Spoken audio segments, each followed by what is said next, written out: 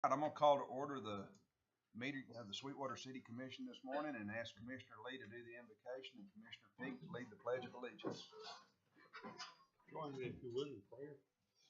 Father, we thank you for this day and certainly for the rain, the possibilities of more rain. We do indeed thank you for that.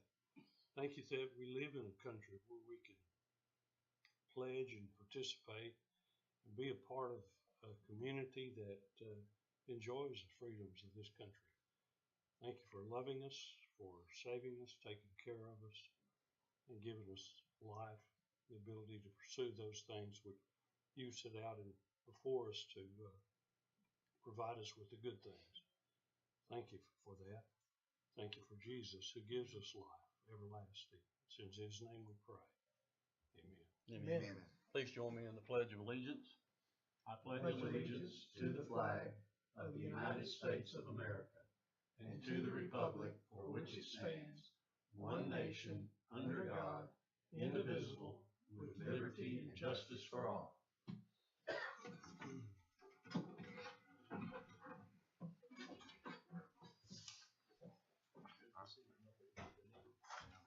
All right, we'll now move to item 4A, which is to approve tax rate of 0.497423 cents per $100 valuation. This tax rate will raise more taxes for maintenance and operation than last year's tax rate by $4,642, which is a 0.21% increase. So moved. Second. All in favor? Aye. We'll now move to item 4B, which is to approve second and final reading of an ordinance fixing and levying a tax rate for the tax year 2017 upon all taxable city property within the incorporated city limits of the city of Sweetwater, Texas. This year's proposed tax rate of 0.497423 cents does not exceed the effective tax rate. This tax rate will raise more taxes for maintenance and operation than last year's tax rate. Have a motion? So moved. Second. All in favor? Aye. We'll now read the ordinance into the record. An ordinance fixing and levying a tax for the year 2017 upon all city properties within the incorporated city limits of the city of Sweetwater, Texas. We'll now move to 4C, which is to ratifying vote on tax rate reflecting the 2017-2018 annual budget for the city of Sweetwater. So moved. Second. All in favor? Aye. Okay, we'll now move to item 4D, which is to hear a presentation from Half Associates on a 10-year park master plan and discuss, consider, and act upon resolution adopting the 2017 Sweetwater Parks Master Plan. Josh. I'm Joshua Donaldson with Half Associates.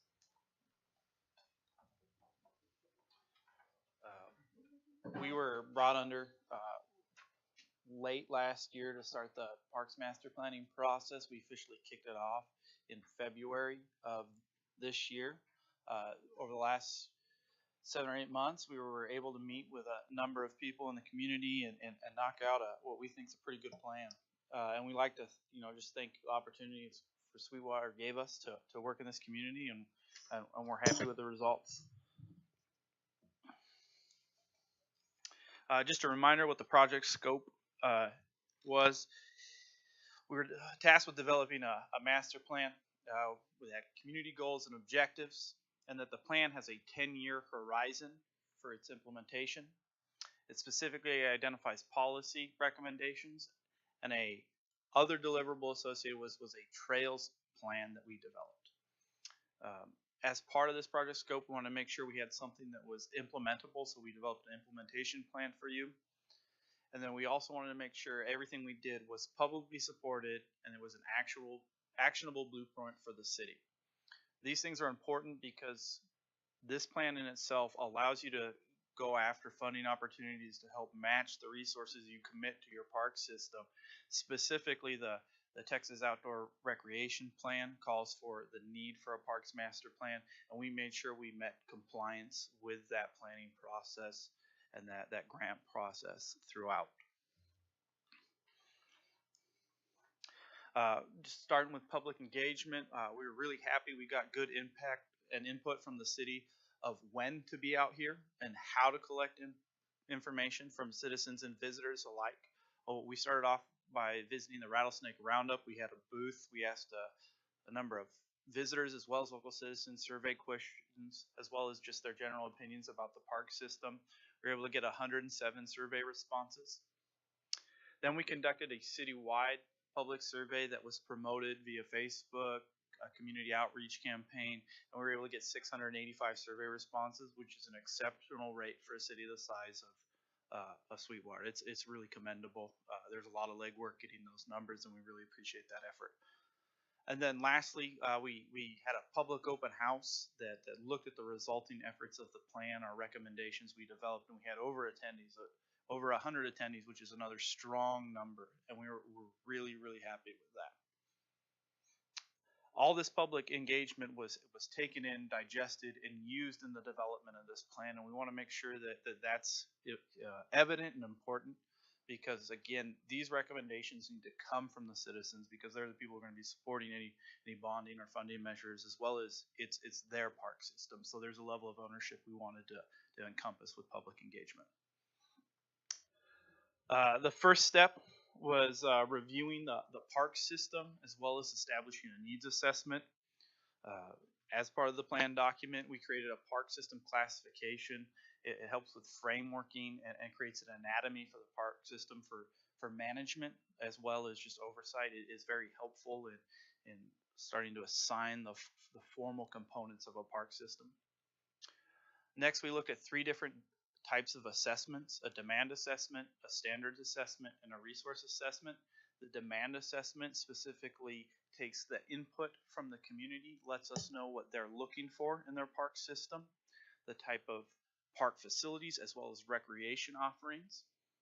A standards assessment is both a related to that demand assessment, but it's also kind of a benchmark. It establishes where the city wants to be, their goals. It looks at other communities and establishing acreage numbers and proximity numbers, ways to make sure that the park system is meeting its residents' demands and serving their residents. And lastly, the resource assessment really looks at those opportunities that are inherent to the city of Sweetwater, specifically partnerships such as with the county or the school district, as well as the natural amenities in the area that could potentially provide opportunities that are unique. Just some quick results for our demand assessment. This specifically these are from the survey from the Rattlesnake Roundup. We said that there was visitors from outside the community. We had people as far as Minnesota that we got to talk to. We were pretty happy about that. And we asked them what brings them to Sweetwater, what kind of activities they like, and we found that, and it would make sense that at a cultural and festival event that the reason they're there is cultural and festival. So just like that, we knew that the survey was valid and reflective of a good process. But some of the second things, we see parks and leisure is up there, as well as shopping, dining. These are things and work. So people who are from outside the community there was other reasons they were coming here. The second thing is what would make people come to Sweetwater more. 2 things were identified. One, an aquatic center, and then the second one was a sports tournament. We both looked at these in the recommendations, formulations, and how we draw and capitalize on bringing visitors to Sweetwater. We'll talk more about sports tournaments a little bit later in some of our recommendations. The next set of demand assessment is results from the community survey. What you're looking at here is a performance versus importance assessment. In essence, it creates a matrix based off of 2 types of questions. We asked citizens and survey responders to rate the city's performance in provision of park facilities as well as recreation opportunities. And then we asked them how important those recreation opportunities and park facilities were. And by doing that, we're able to create an analysis that shows the city's ability and how they've been performing in the provision of those. The target line shows that breakdown between if the city is performing and in relationships to its importance. So if it's a level 5 type of importance is medium importance to the city, we kind of want the city's performance to be in the 5 number to make sure you're not necessarily putting more resources into something that's not as popular, as well as, you know, if there is things that are popular and important and they're lower, we know to target those to get more satisfaction from the people who are using the park system. So one of the things I want to call out is the top 5 elements that were identified: playgrounds, park shelters, shade trees, aquatic facilities, swimming pools, and running, walking, bike paths. These were things that are found in all parks, which is good. We want to make sure that the provision of these is done well in each park. And when we went out to the parks, and some of the feedback we got was that the city's park system was well maintained, but it was dated. So what you're seeing here isn't necessarily a reflection of poor performance in terms of upkeep. It's more in terms of how do we get it modern? How do we add new facilities to make sure that they're at the level of where the expectations of the community is. The next type of assessment was the demand. It's not demand assessment here. It should actually be a standards assessment. And this type of assessment looks at the different types of park classifications and how they serve the residents. So what you're looking at here is the identification of that neighborhood type of park and how close people are and walkable to a nearby park. As you can see, it covers a lot of the city, but there's some certain gaps here. And then the next looks at the community parks, a little bit larger cities or a larger park, 15 plus acres, and its relationship to how it serves. You know, its level of service is higher. You would expect it to be. It has different amenities. It has more amenities that people are more willing to drive to.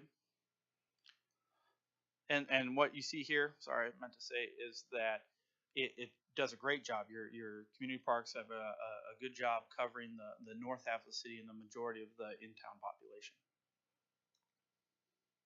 And then the last assessment type was resource assessment, specifically looking at partnerships. We identified school district properties because next to the city, the school district is often the second largest landowner in a community. And looking at these properties, much like we would look at maybe those neighborhood parks, how walkable are these schools to certain areas, and they tend to sometimes have some extra recreational spaces, playgrounds, things like that maybe can help provide more access to open space in every park. So if you look at this location map and it shows where the schools are, this does a pretty good job of, when you pair it with this, covering the city in its entirety. And so we took the concept of partnerships in these resources, and we said, hey, we can pin these together and make sure that the city is increasing its service without necessarily having to set aside more capital for land acquisition. Our next part of the process, divisions and goals. Vision and goals help guide the implementation of the plan, as well as it establishes the desire and the content of what a park system in Sweetwater needs to be. This was developed by the Technical Advisory Committee, which included members of the City Commission as well as general citizens and city staff. Their role in crafting this vision statement was very engaged. They provided the language. They had a little bit of help from us in sculpting it. They reviewed it. They made sure it met what they intended it to be. And some of the takeaways we wanted to talk about here was the city's role, or the park system's role, in quality of life investments and meeting the needs of all residents, and that also that the city has an abundance of pride and friendliness, that they knew that park systems and park spaces were the way to showcase the friendliness of the community. And so they wanted that to be at the forefront of the vision for the park system. And as we see, some of the results of that friendliness and inclusion is helping to draw new residents to the area, as well as attract visitors from the greater region. The goal statements were developed, and I'll go into more details in the next few slides, to organize the recommendations. We wanted to make sure that what we were recommending in this park plan, these park facilities, these recreation opportunities, was based on something to accomplish. So each goal has kind of a hierarchy of how do we make that vision statement come to fruition, and then we have recommendations that help make that goal happen. One thing that I need to mention is throughout this process and the desire to make this plan accessible to everyone, so the general public can see the returns and understand how the park system is contributing to them. We've identified these things called the 6 essential public benefits, and they look at a park system and the way a park system is used and how it improves a community. Those 6 essential public benefits are active, healthy lifestyles. They contribute to a sense of community, a safe haven to youth, so opportunities for them to recreate, to go do things productive. Parks help increase tourism, they contribute to the economy, and they help promote conservation. So each recommendation, as well as some of the previous park classifications and park anatomy that I previously briefly mentioned, attribute what kind of activities and experiences you can expect to find when you either implement that recommendation or you're at a certain type of park facility. Our goal A was to increase the quality of park experiences through expanding the recreation opportunities and offerings in Sweetwater. Specifically, there's 2 things I'd like to highlight here. The sports complex was one of the things that was brought up by the TAC, as well as our community-wide survey, that we need to have a draw, a place for local youth to be able to have these tournaments and our home tournaments, and as well as just upgrade those sports facilities in general. And so when we made this recommendation, it was overwhelmingly positive at the public open house. We asked people to rate recommendations, and this sports complex was by far the best well received. And I'll talk a little bit more about the sport complex and its offerings in detail a little later. Another one was, this is where we talked about the implementation of the Trails Master Plan. This was a call out as part of the project scope. So we have developed the Trails Plan itself, and I'll go into more detail on its routing and its and how it interacts with some of the other park systems a little bit later in the presentation. Additionally, I brought up that concept of partnerships and where that the city can work with maybe the school district to provide more recreation opportunities and open space inside the existing framework of public property. And we identified that the East Ridge School property is in a prime location to help meet one of those gaps of neighborhood parks. So that's where, and we talked about maybe partnering with the school district to bring that into the park system through some sort of formal agreement. Now, ownership would maintain with the school district, but there would be a formal relationship that says the city's going to improve it and it's going to have access, here, and then this is where the delineation where the school is going to be during the course of the school day, and this is where it's open for the public during the school day and after the school day, and that kind of relationship still needs to be worked out when you do that. But the goal there is there was enough property in that facility to accommodate both the school's recreation needs during the day as well as still provide some public open space. So this rendering here is of the sports complex. It shows the entry feature and some of the elements, such as lots of shade trees, some drought-tolerant plantings that promote conservation. I'll go into the programming a little bit later in the implementation process so we can delve down in that. One of the things I wanted to mention, not at this point. Our next slide, our first recommendation on here is a result of feedback from our public open house, so I'll go into that in detail, but one of the important things was to see the existing park system kind of rise up to the level of expectation. So we had a goal here to upgrade existing parks to better meet the community expectations through increased attention to park aesthetics and modernization of facilities. Notice we didn't mention through upkeep. We were specifically talking about adding landscaping or those elements as well as the modernization of facilities. The first one on here is the adding the signature picnic area or gathering space to Jones Park. Like I said, we were at a well-received public open house and really good feedback from that public open house. And this was a recommendation that was brought up in the public open house. This park hosts some community gathering events for this side of town, as well as some large family gatherings, and we wanted to make sure that they had the appropriate space to accommodate that type of recreation offering. So we added this in here. But the second one that we wanted to talk about was to create a playground replacement program and include it as part of a yearly capital budget. So this would be different than going out and bringing in new facilities or larger facilities to existing parks. This is to yearly upgrade playgrounds, shade structures, things like that, to make sure moving forward that the park system meets that level of expectation, and once we get it up to where it needs to be, that it continues to stay updated and modern moving forward. It was something we think that, if adopted, could be rotated around the parks on a yearly basis, and then people would be like, hey, yeah, this year we got a new playground and it's really great, and then next year they'd see that, you know, Fraley Park got one and then Newman Park got one, and that they'd see that the investment in the park system is happening throughout the city.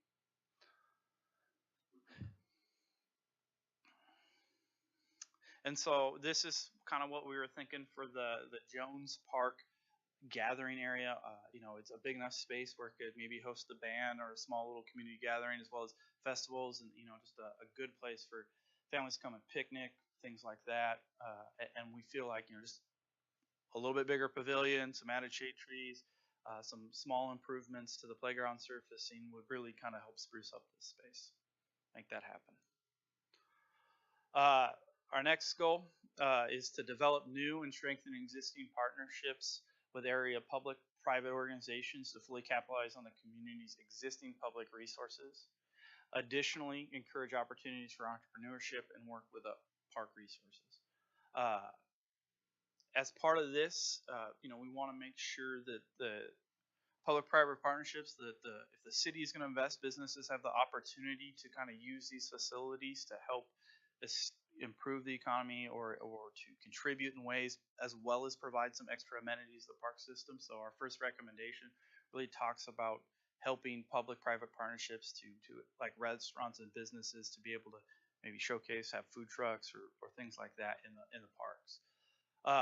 Our next recommendation is kind of a big one, is working with Nolan County to develop a unified vision for Newman Park and the Nolan County Exposition Grounds. We understand that this is the signature park currently in the park system, and we're not recommending that change.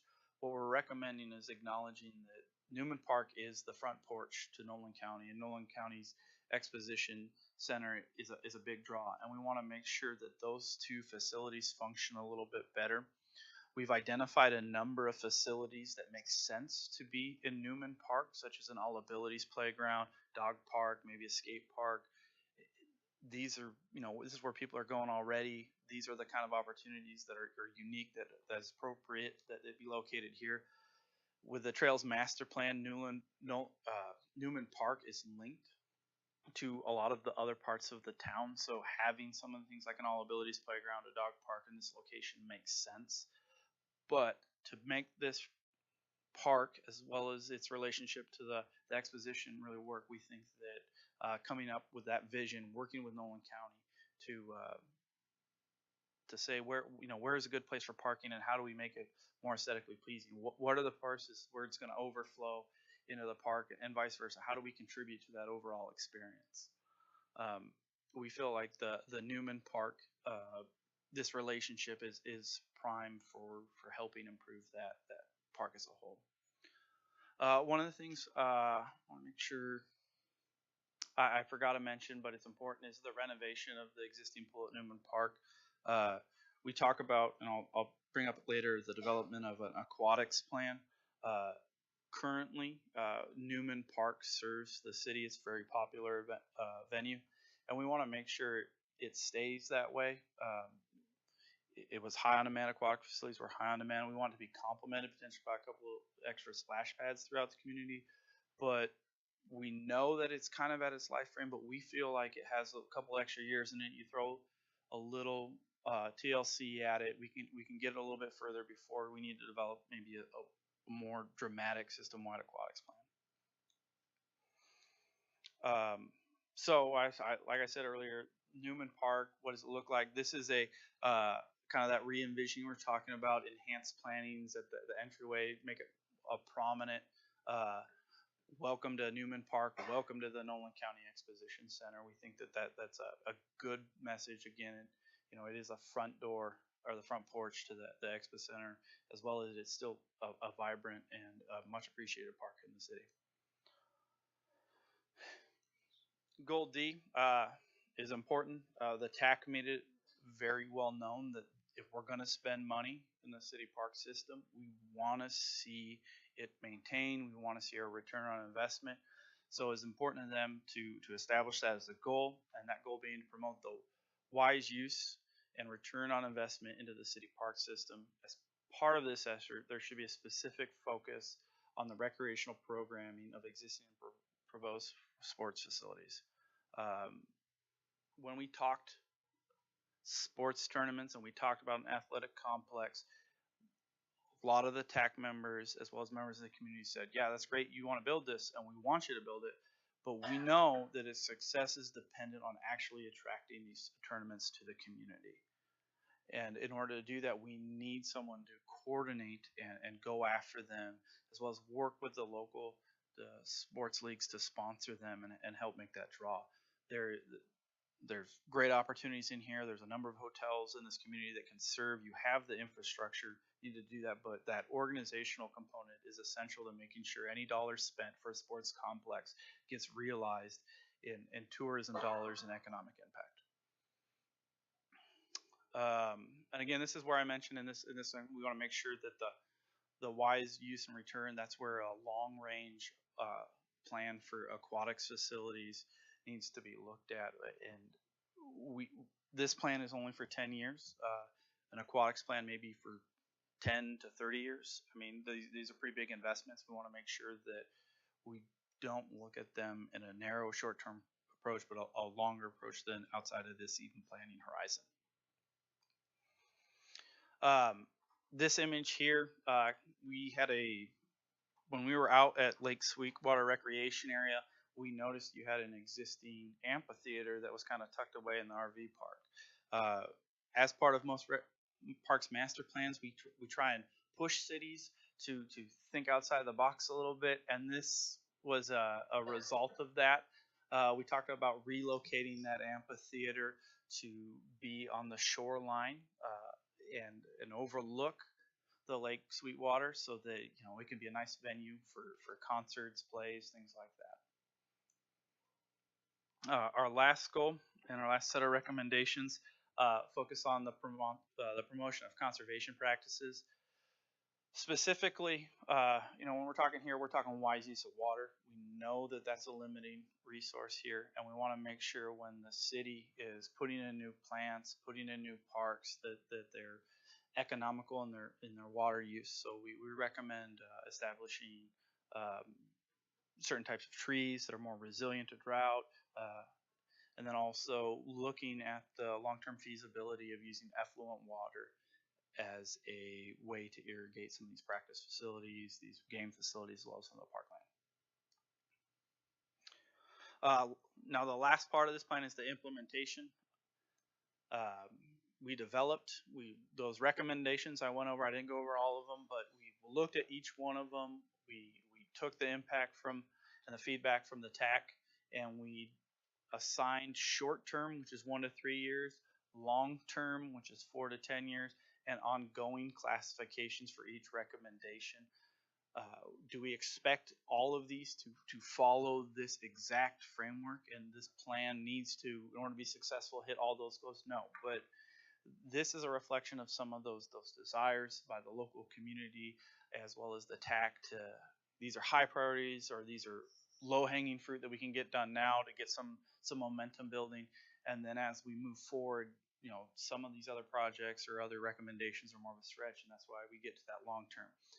This list of recommendations is not something that is, in order for this plan to be successful, you have to implement them all. You have to see them all. No, that's not what we're recommending.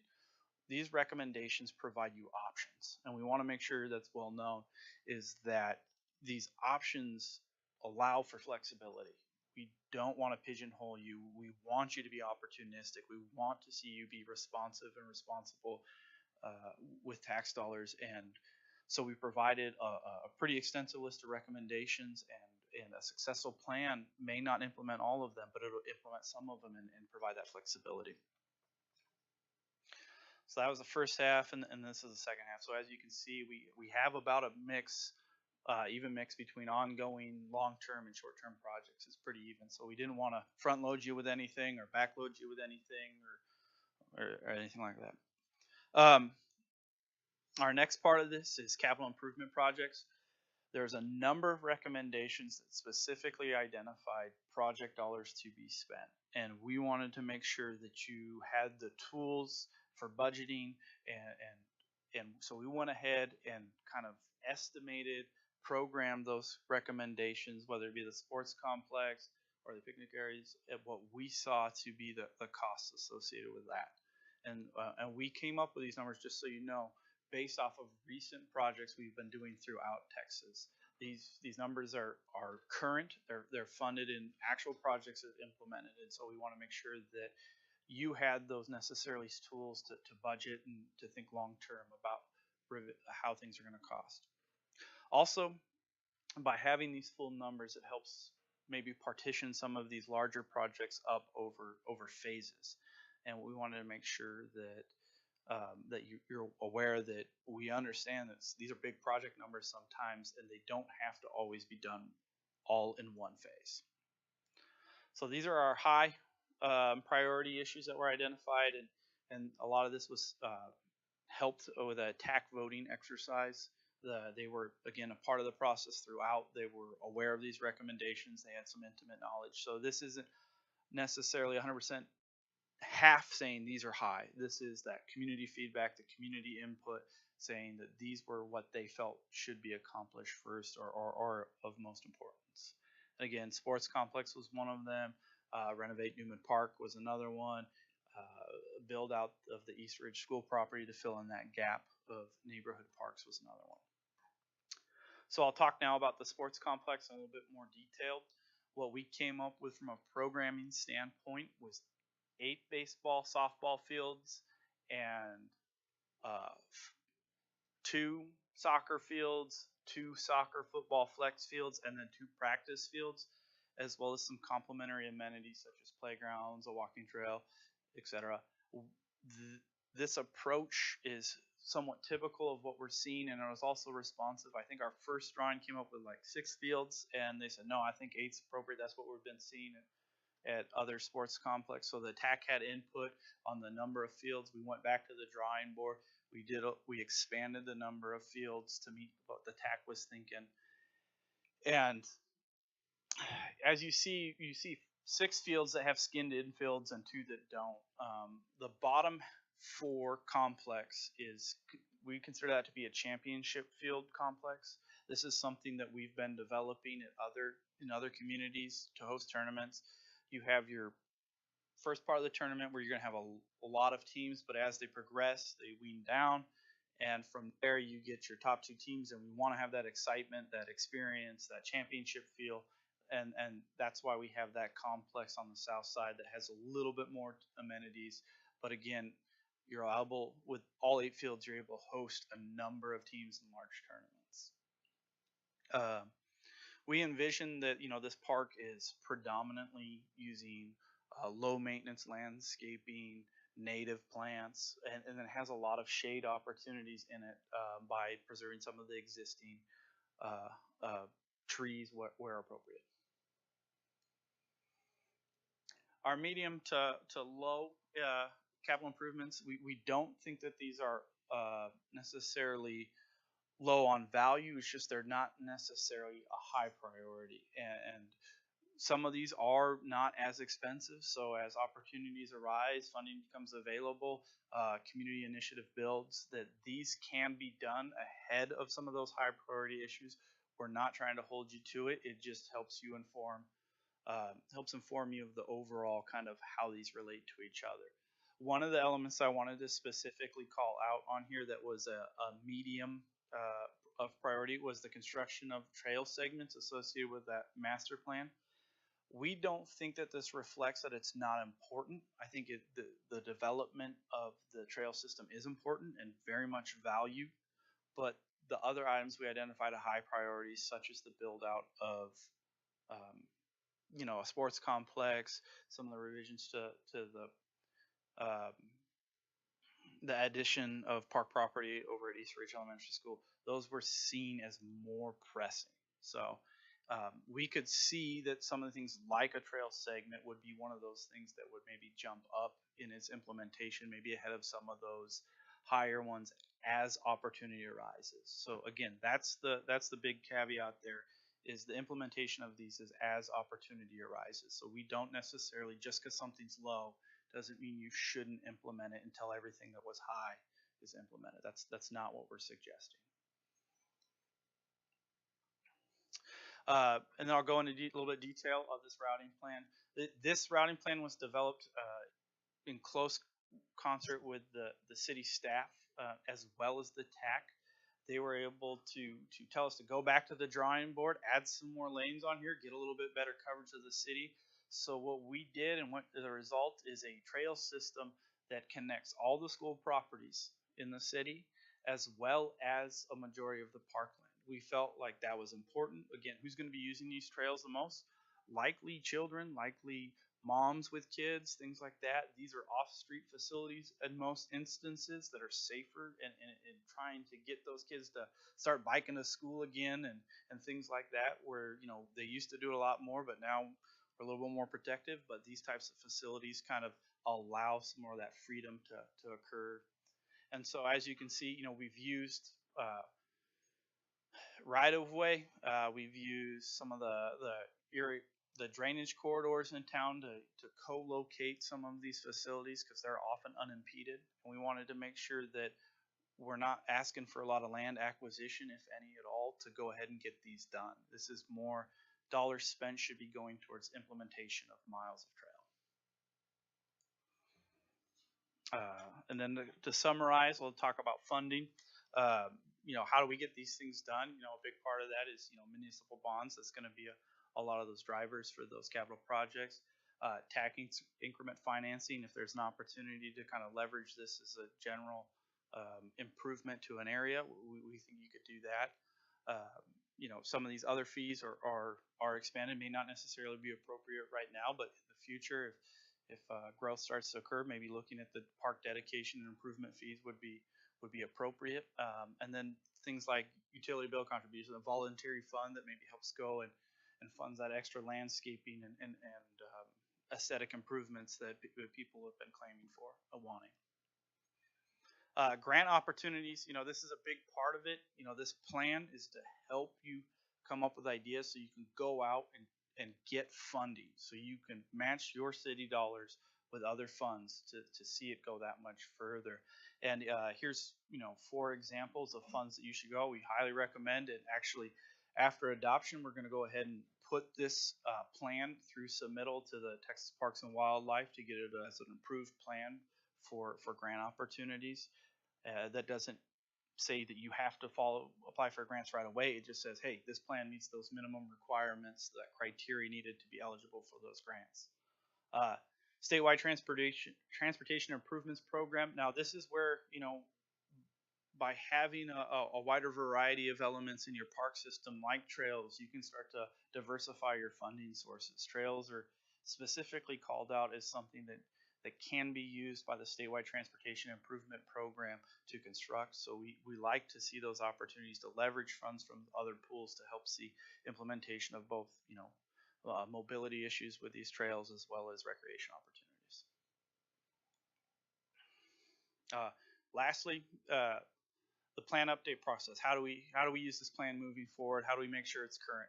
Well, we recommended in the plan an annual progress report, just kind of like a checklist of things you've accomplished, things you want to work in the next year, just a summary of what's been accomplished in that action plan and those capital improvement projects.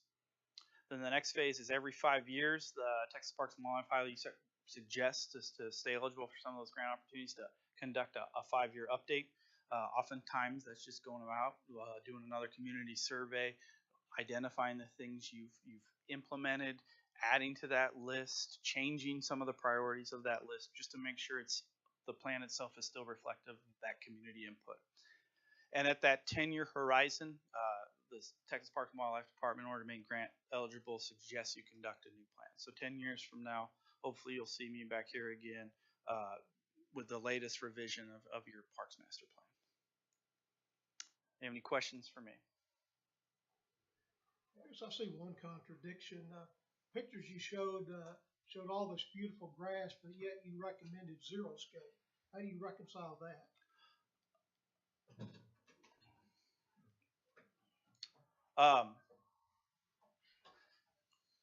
Specifically, the areas that we're showing a lot of this beautiful grass are gathering spaces, and that's why we're doing these options. So these would be the areas you irrigate and you maintain. The areas we didn't necessarily show in these recommendations would be the areas that would be going more towards that native programming. So again, in this image, we have the stage and we have the lawn where people are going to be sitting in. That's why you see that.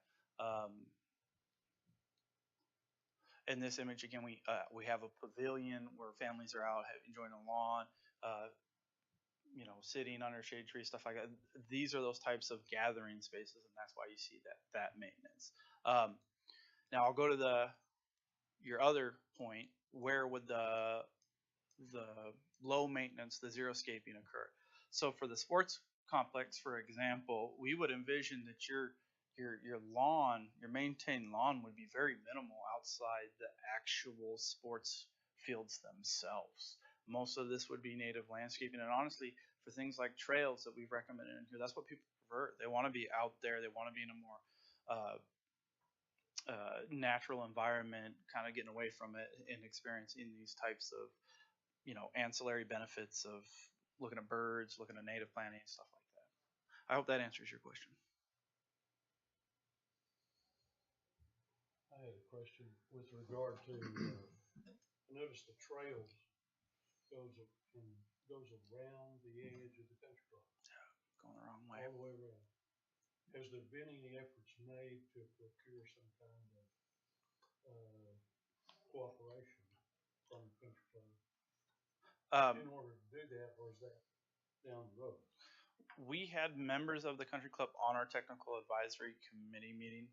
Our understanding is any type of routing that would go in that process would be down the road, but we were told that the country club would likely be amenable to it with a proper amount of outreach and deference as needed to help make that happen. And what about the schools? We're going to take that other half of the Eastridge property and use it. I heard you say they retain ownership and the city retains maintenance.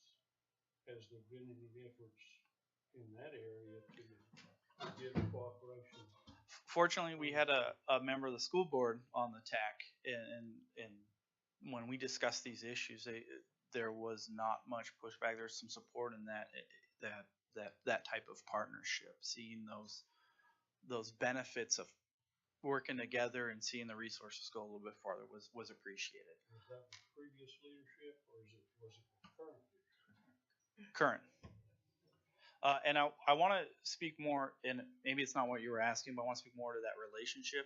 It's important to have that formal relationship established with the school district, and we identify that in the plan, because that allows for grant funding to be spent on that property without that formal relationship with the school district. Even it was written down somewhere that says the extent of the lease, how it's maintained, stuff like that. You wouldn't necessarily be eligible for grant funds. So we wanted to, anything we do with the school district should be somewhat formal, and not necessarily ad hoc, so that you can procure outside funding.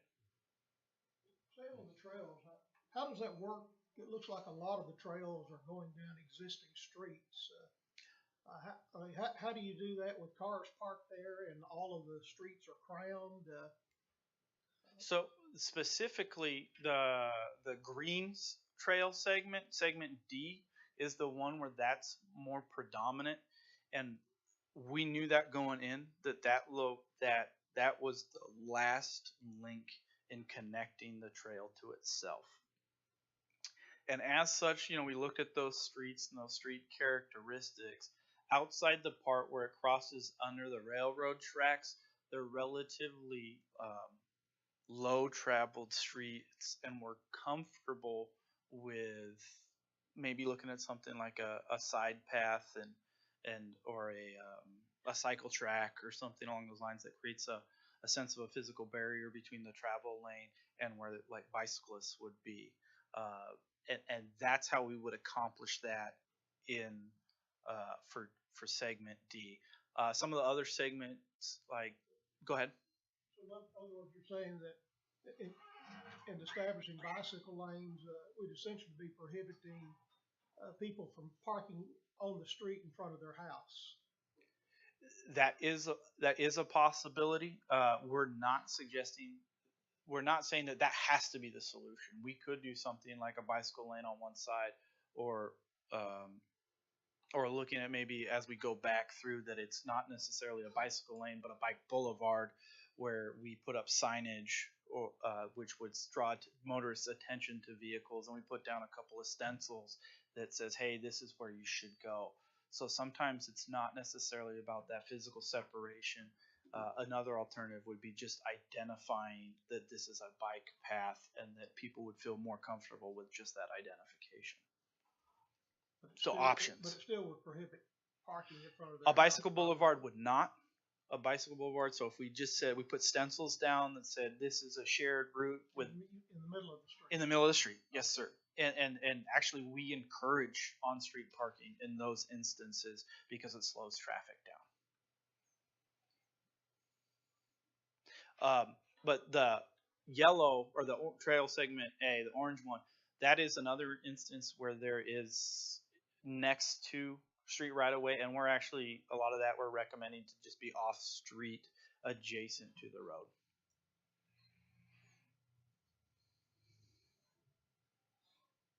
Josh, on the sports complex, I know that we got a lot of interest in that possibility and that potential from the community and the folks in this room and the folks up here.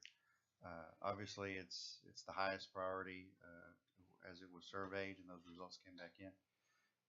So there's a lot of attention on that, a lot of interest in it. But we all know that because there's a lot of interest in something, that's not solely a reason to spend $9.1 million on it. That's correct. Not including land acquisition and some other things.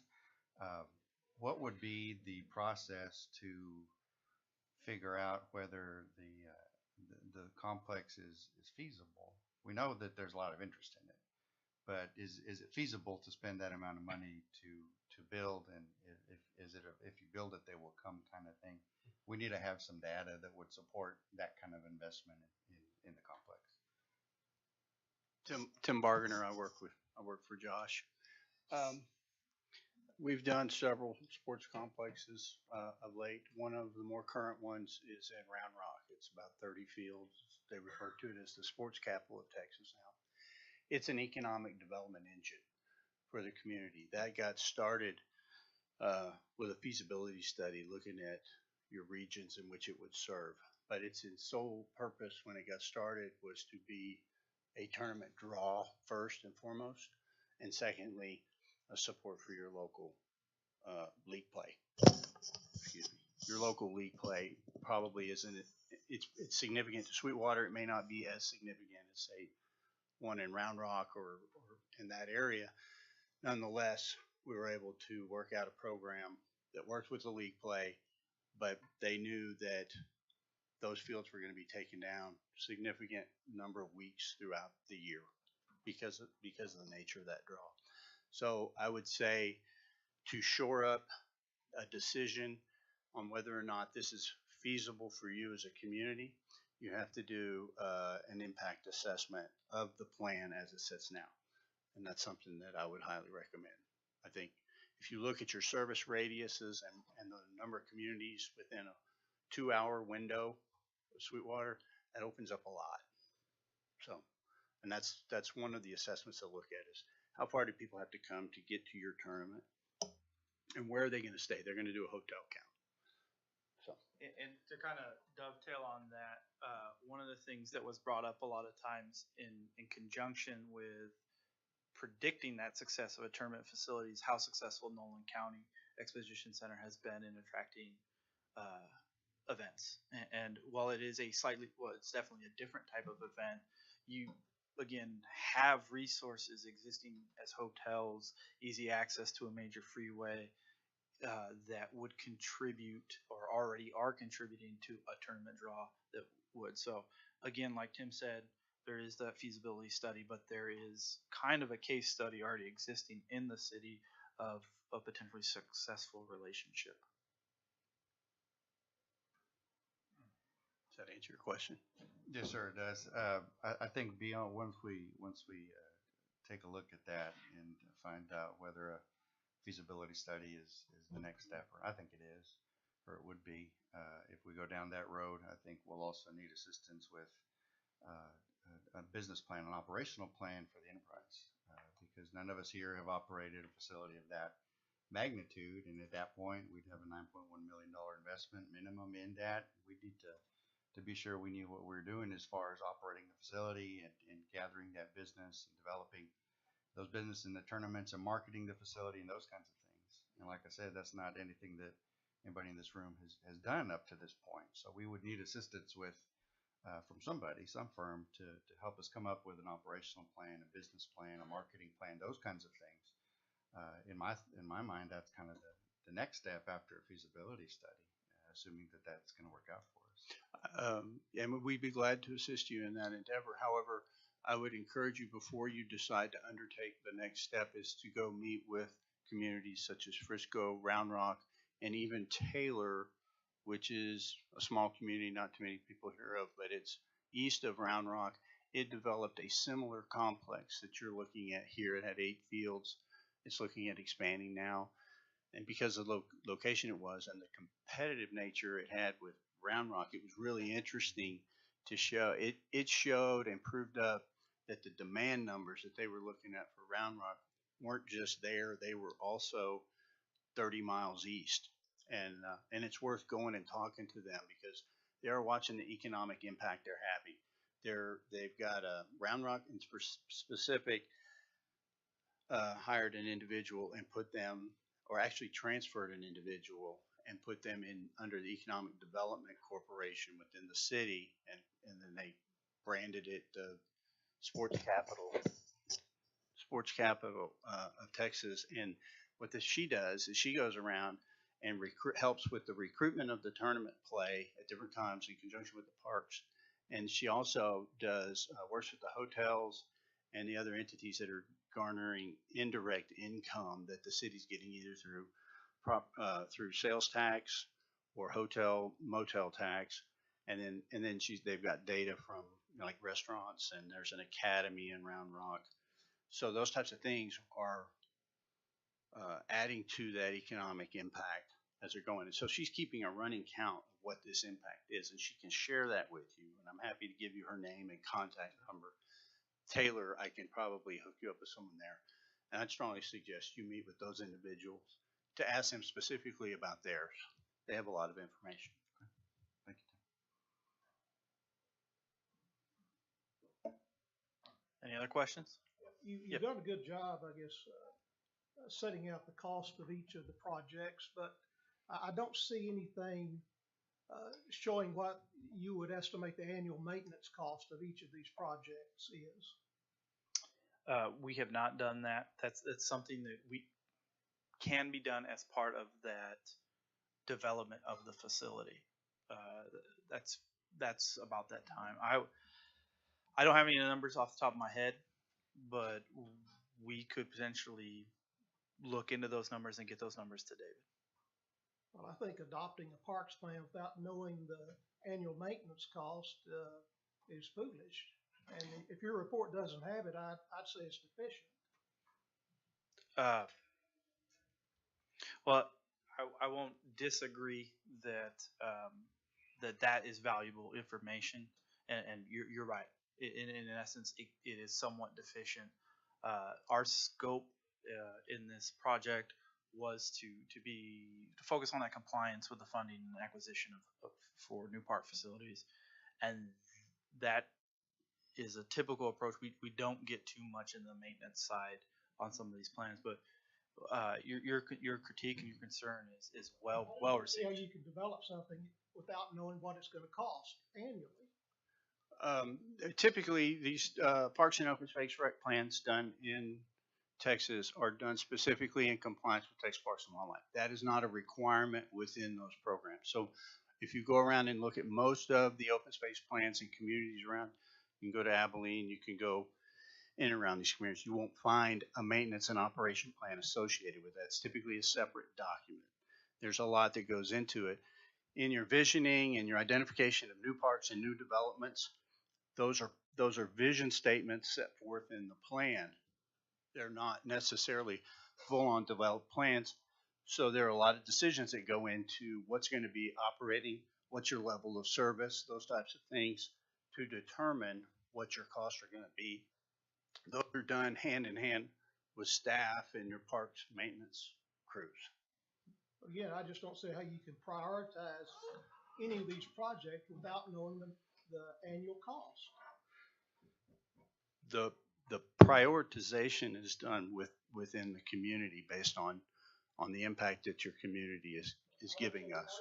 See how we as a commission can prioritize anything without knowing annual cost. Fair enough.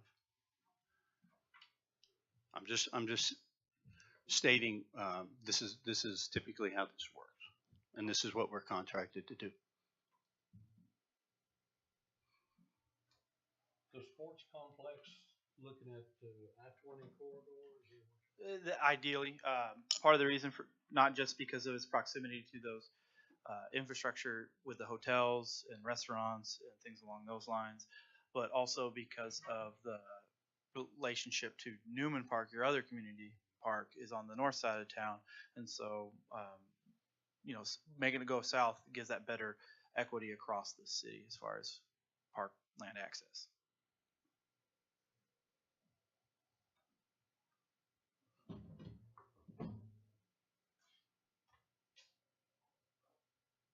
I move we adopt the plan.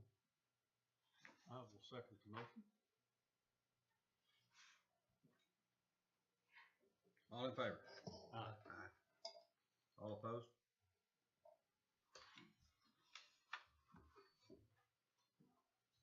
Thank y'all. I'll now read the resolution into the record. A resolution of the City of Sweetwater, of the City Commission of the City of Sweetwater, Nolan County, Texas, adopting the 2017 Park Master Plan and finding and determining that the meeting at which the resolution was passed was open to the public as required by law. Item 5, public input.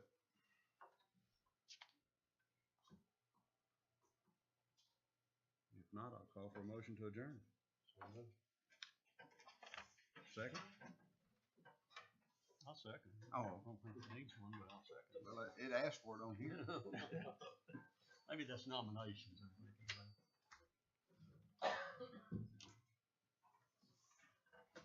Thank y'all.